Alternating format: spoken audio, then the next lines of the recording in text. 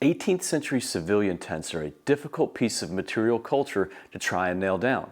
As we saw in the last video, many of them seem to be a generic type of tarp, perhaps even the sail from a ship, that could be set up in a variety of different manners to match the conditions and the landscape. Today on the Deerskin Diary, we're going to use period tools and sail making techniques to reproduce a generic version of one of these tarp shelters for use later on in the field. So stick around. We've got a lot of stitches to make, but in the end, I'll show you the so what of 18th century tent making.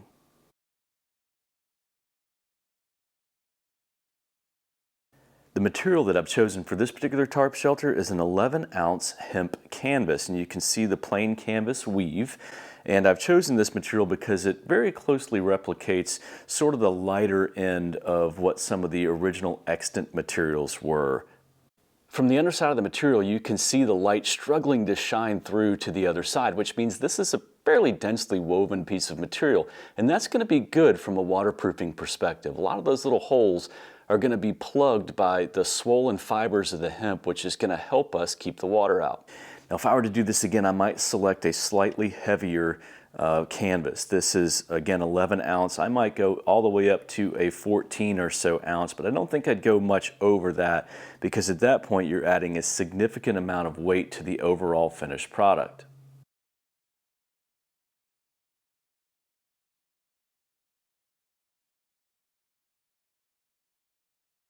Okay, we've got the material laid out. Let's take a look at the rest of the tools that we're going to need to actually construct this tent.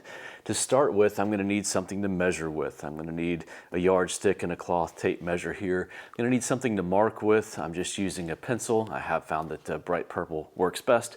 And to sew, I'm going to need this hemp seaming twine. This is a 3-ply seaming twine made of hemp. It's pretty specific to the sailing industry here, and I was able to order this online from a nautical supply store. I've got some beeswax here, and I've got my sailmaker's needles. These needles are rather large. They have large eyes to accommodate that heavy seaming twine, and they also have a triangular tip that's sharp at the end that's really good for puncturing that canvas and getting through the different layers. If you can't get it through with your fingers alone, there's a sailmaker's palm here. I haven't actually needed this on this project, but this attaches to your palm and into your thumb. And let's see if I can show you here. And the needle would actually sit in this portion right here, and it helps you push that needle through the different layers of fabric in order to construct the seam. Again, with this 11-ounce hemp canvas that I'm using, I haven't actually needed this. And of course, a good pair of sharp scissors. And really, that is all that we're going to need for the majority of the construction of this tarp. So the very first seam I need to construct in this tent is actually a false seam. Now, originally in the 18th century, loom widths were narrower, typically in the mid-20s to maybe even up to 30 inches wide. This material is 60 inches wide, so in order to get a period look with the final product, I've got to reduce this width by half with a seam, and this again will be a false seam. It doesn't serve any purpose other than decoration. So in order to make this seam, I am going to measure in from one edge to center point, which is 30 inches, and then I make a mark 1 inch on either side of the center point, because as I do that down the entire length of the fabric, I'll be able to come back and draw 2 parallel or roughly parallel lines on the fabric. Those parallel lines will help me later to serve as a guide. What I'll be able to do is simply take the fabric, fold it over, and match the lines, and then stitch up one side. And then flip it over and do the same on the other side. And again, ultimately that will give me a false seam that will replicate original loom widths.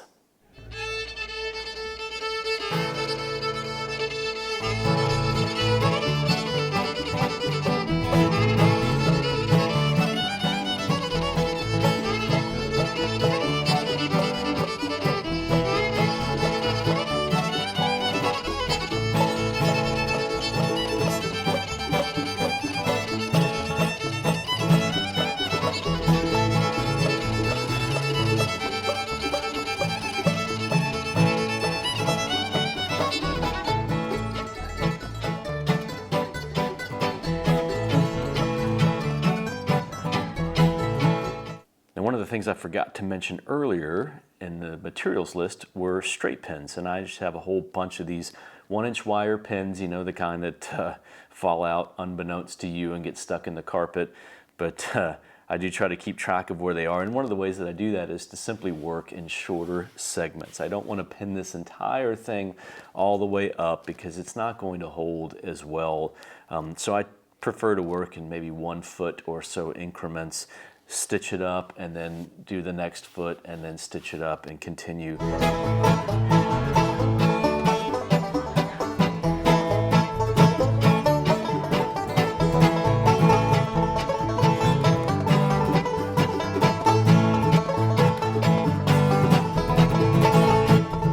Okay, we're ready to start stitching. We've got our sailmaker's needle, we've got our 3-ply hemp twine, we've got our beeswax and a small pair of scissors. The very first thing I want to do is get enough twine out to make it worth my while without getting too much twine out and making it frustrating for me. So I tend to go with a piece that's about arm's length and then maybe just a little bit more.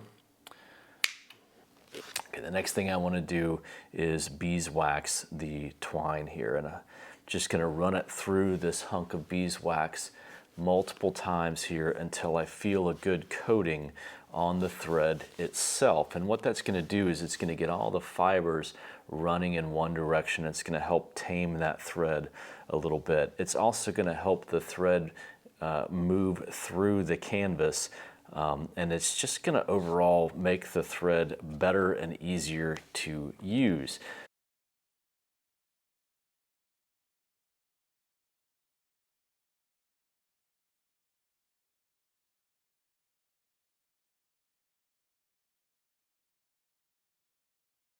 In order to start the seam, the first thing I'm going to do is pass the needle through one single portion of the fold here.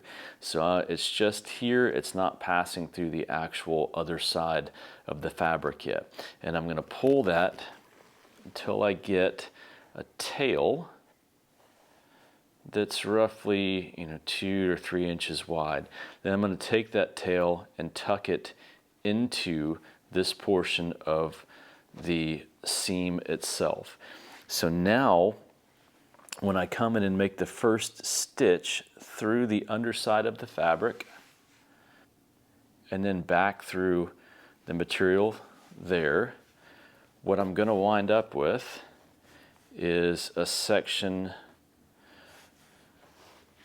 ultimately where the tail end of that thread is trapped, and it's going to be trapped in here. Friction will hold it tight and friction will hold it in place, and so I don't have a series of knots which create weak points in the seam as I go. And that is how you start that sailmaker stitch. In order to produce this actual stitch, all I have to do is approach the fabric from roughly 90 degrees, right? And I'm going to choose where I want that to go, and that's going to be based on that 3 stitches per inch rule of thumb. And I think my estimate should be pretty close right there. You can see I've come in from roughly 90 degrees to the actual seam itself and just work everything through the fabric and pull until my tension is tight but not too tight. What I don't want to do is start pulling this so hard that I start crimping the fabric like that. I want it to be like I said, tight but not ridiculously tight. And that will be my life for the next however many minutes and hours that it takes me to finish this seam. And then, like I said before, flip it over, come back the other way, and 2 of these seams are down. This isn't hard work, but it does get pretty tedious. In order to splice the thread, and it's really a fairly simple process, I need to come into the last seam and pull half of it out. So I'm just pulling out the portion that extends into the fold here. And what I'm going to do, I'm actually going to trim that up. I want just a little bit over a needle's length. It seems to be a pretty good amount to work with. So I'm just going to come in and trim that up just a hair. There we go. This is not particularly hard to do. It just took me a few minutes to figure out how to do it. So I have this piece, the end piece of the initial thread pulled back from one half of the stitch. And what I'm going to want to do with that is place it into the seam, very similar to how we did when we started, making sure to pull that nice and tight. Before I do that, one trick I can do is to take my new piece of thread, old piece of thread, new piece of thread, and I can actually kind of twist those together here, create a little bit more friction to help lock the new piece of thread in place. I'm going to tuck them both under and grab my new piece of thread here and basically finish out that last stitch. So where it came through the fabric was here, if you can see that tiny little hole there. So I need to now replicate that, coming straight in like so. And I'm only going through one piece of fabric because that's where we left off. And I'm going to pull until that is nice and tight. Again, here's my thread that I've twisted together and lies underneath, and I effectively have a new piece of thread now that I can start the next stitch with.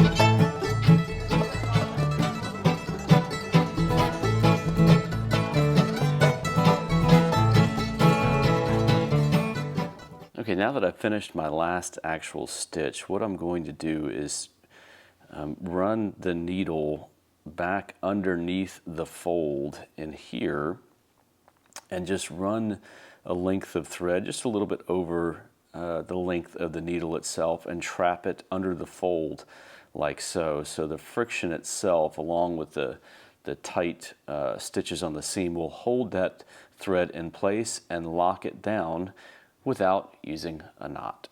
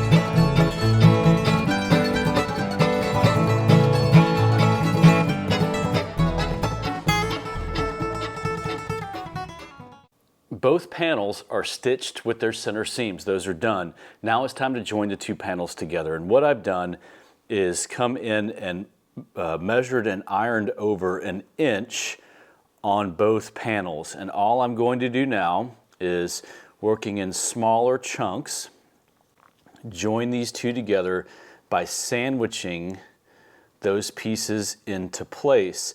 And then once that is done, it takes a little bit of massaging to get them into place correctly. I'm simply going to add pins in every little bit.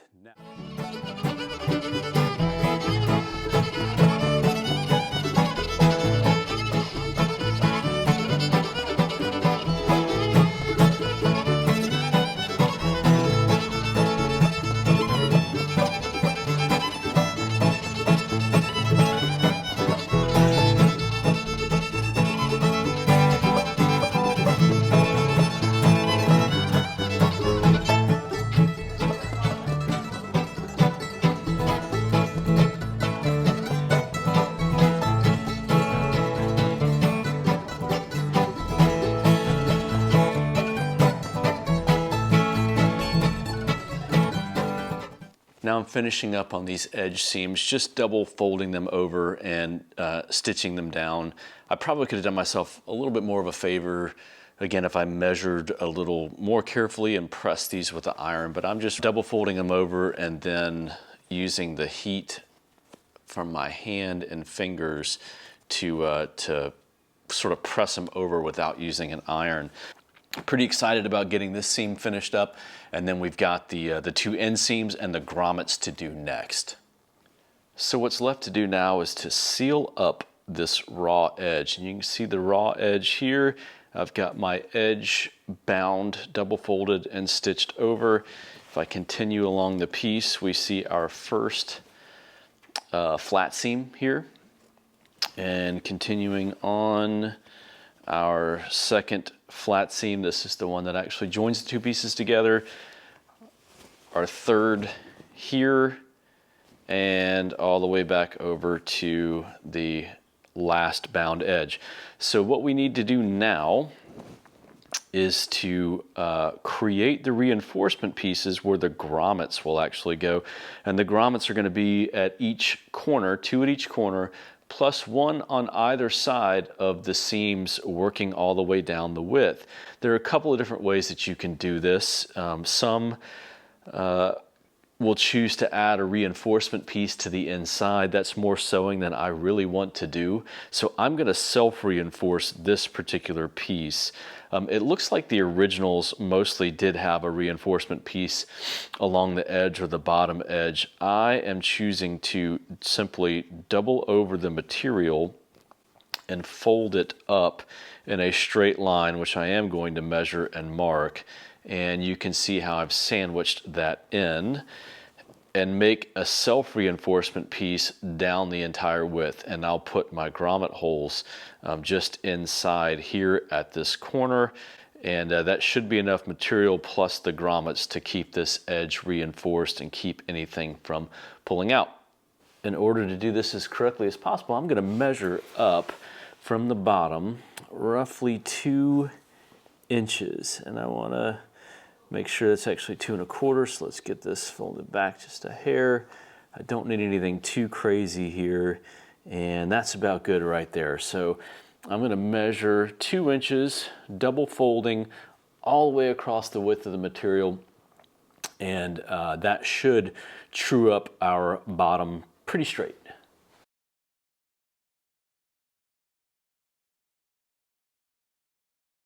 With the seams fully complete, we're ready to finish out this project with the grommets. The grommet making process is going to introduce 2 new materials, and the first of those is going to be just this hemp cord. It's a little bit heavier than the sewing thread that we've been using, and we're not going to need a whole lot of it, but this will actually make the grommets that the stitching will reinforce in the material. Let me show you how. So the first thing we want to do is just pick a length. It doesn't have to be very long. I don't know how long this is. I would guess this is probably about 7 inches or so. Okay, now that I've got my length of cord cut out, I'm going to add some pine tar to it here. Now this pine tar is available online at nautical supply stores. You could make your own too if you really wanted to, and it's not necessary. I am using it to run my cordage through. And what that's going to do is just give a little bit more tack to the cordage itself, and it's also going to give it a little bit of memory. So as I make the grommet itself, it's going to tend to hold that shape just a little bit better. Again, it's not necessary, or if you wanted to, you could just use beeswax. I'm using it because I have it, and it is pretty helpful. All right, the next thing we need to do is make the grommet itself, and all we're going to do is tie a very basic knot like so and pull on it until we get the rough diameter that we want. And I go just a little bit smaller than the final diameter that I'm looking for because we're going to stretch this out. And from here, it's just a matter of using both of the running ends of this knot to continue out the loop. Let me see if I can show you here a little bit better. Just running it in on itself like so until we come to close to the end here.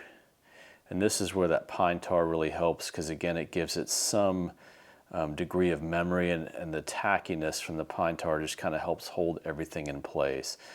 And that's pretty well done. I'll run this through one more time just to kind of lock it in. I don't tie any knots with these. I find they just get bulky that way, and this is all going to be encapsulated under stitching anyway.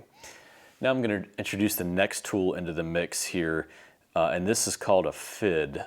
This fid is actually a leather burnishing tool. It's made of ebony, and it's used to burnish the edges of leather. You can see it for the different thicknesses, and this is available on Amazon, but there are much bigger ones. I've got one that's a nautical themed one coming that's made of teak wood, and unfortunately it's not going to be here in time to finish out this project, but this fid is used in the grommet making process, specifically among some other things it can be used for in terms of splicing rope and stuff. But for this purpose, we're going to actually use it to round out these grommets a little bit more, and I'll trim these running ends off as we go. But that gives us that nice circular shape that we'll then put onto the material after we cut the material for stitching. All right, now I've got the grommet cleaned up just a little bit here, and this is where ultimately it will set. Now I am marking these grommets on either side of each seam that runs the length of the tent itself, and that's going to help with tension as I set it up. One of the interesting things about these hemp or linen tents is that they will stretch over time. So when you put them up and you pull them tight, as the material stretches out, you're going to probably have to reset some things from time to time. And these, where I'm placing these grommet holes is not only matching what the originals looked like, but it also just helps make sense with tensioning. Now I've gone in and marked out each space here with a pencil mark, and all I'm using is this seam ripper here to actually cut these holes. A small chisel would work, a pair of scissors would work too. I have pretty good control with this. It's not a very big hole to make. I don't want to punch a hole in there because I want a little bit of control over the size of the hole, and this is the tool that gives that to me. So I just push it in just a little bit, and then I come back in and finish out the cross shape here, and I'm getting through all layers of the material. Let's see if I can show you here. I'm through all the layers of the material there, and again I want to go a little bit smaller because I can use the fid to help push those fibers to the side and control the size of the hole a little bit better. So there we go. I've just pushed those fibers out of the way. I haven't cut anything with the exception of those two small incisions, and this makes the perfect space for my grommet reinforcement to sit over the top of. So the only thing we have left to do is stitch this in place. Now to stitch this up, I'm not going to use anything different than I used in the rest of the tent. It's going to be a sailmaker's needle, the hemp 3-ply seaming twine, and I'll coat that in beeswax. The only thing we're going to do different though is we're going to double up the thread. So I'm going to run it through the eye of the needle and then pull it back so that both lengths of threads are equal distance, and I'll show you what I mean in just a second. And that's going to make the grommet making process go just a little bit faster, because instead of stitching with one thread, I now have two.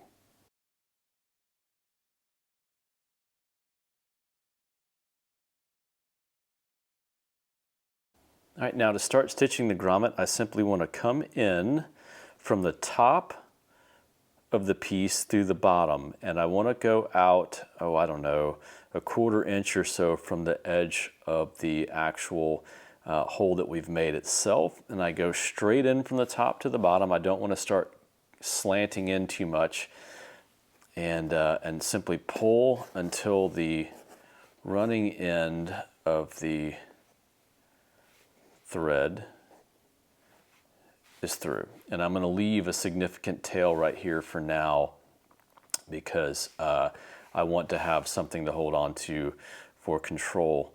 Next thing I'm going to do is take the grommet itself and put it over the top, because this first stitch is going to help hold this grommet into place.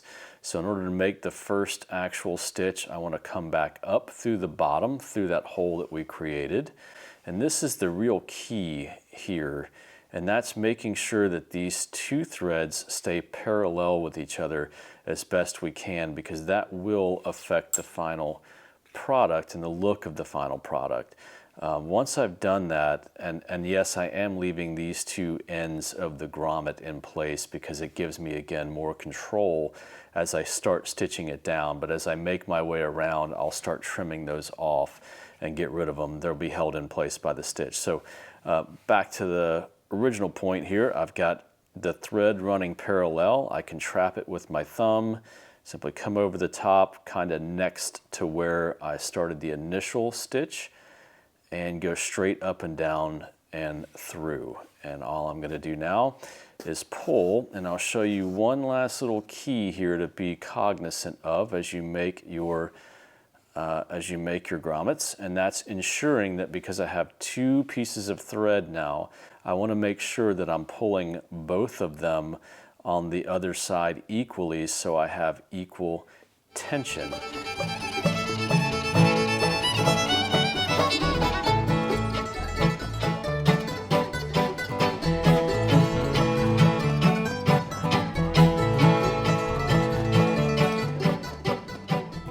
Now, one thing that I like to do is, after trimming off that excess piece of the grommet reinforcement, I'm going to take the tail end of the seam, or the stitch rather, and I'm going to trap it under at least one stitch here. I think friction would be enough. These stitches are pulled so tight I don't think anything's going anywhere, but I do prefer to at least trap it under one stitch there at a logical point when it gets a little bit closer to it, and just make sure everything's nice and tight. You can see I've got it underneath.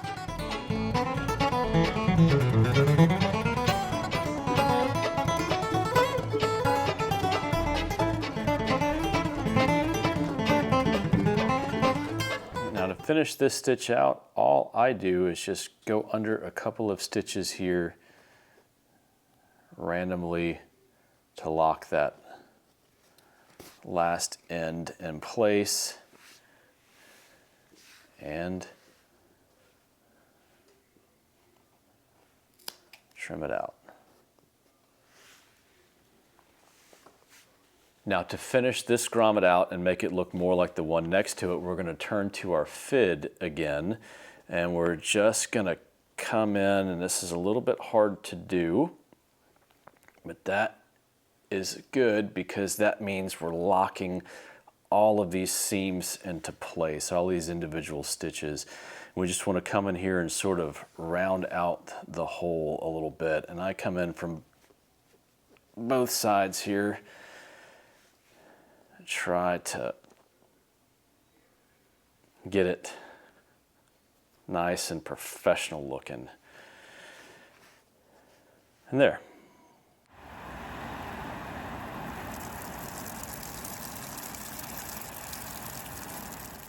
Now, obviously they didn't have anything like Thompson's water seal or any of the other modern sealants that you can put on fabric as a water repellency. They did have boiled linseed oil, beeswax, and neat's foot oil that they could have added, but there's no evidence that that actually existed. Beeswax would have been very expensive to use as any sort of waterproofing material, especially on something as large as a tent or a tarp. Boiled linseed oil was used in the fabrication of oilcloth, but there's no evidence that oilcloth was used en masse for tent production. There is evidence that pieces of oilcloth were used along the runners of the ridgepole of the tent, like as in George Washington's tent, which probably helped with some of that waterproofing along crucial pieces of the item. Hydrostatic head is actually the process that's used to measure the waterproofness of a material. It's not a term that would have been known in the 18th century, certainly not an 18th century term. What it means is that the waterproofness of material can be measured based upon the velocity of the water and the mass of the water when it hits the material. We already know this concept to be true without necessarily knowing the terminology. A light rain or a drizzle that's falling at a relatively slow rate of speed with relatively small water droplets is going to be much easier to repel than a heavier raindrop that's falling at a much faster rate. And while our 18th century ancestors didn't know the term hydrostatic head, there is evidence that they understood the concept of repelling rain based upon the volume and based upon the speed at which it was falling. And here's what I mean. There are a few accounts that discuss the setting up of camps underneath the canopy of trees. The canopy of trees serving as a secondary canopy to dissipate rainfall prior to hitting the canvas itself. There is also evidence that those pieces of equipment that we today call dining flies, the big tarps that we set out in front of tents that we can sort of sit under the shade of or eat under, sort of like a front porch, if you will. There's evidence that those were also used as secondary canopies over the main tent itself. And I'm a firm believer of understanding how we do things today in comparison to how they did things then, because once I understand the comparisons, I can look for similarities, and it reveals to me potential concepts that I didn't think they would have known.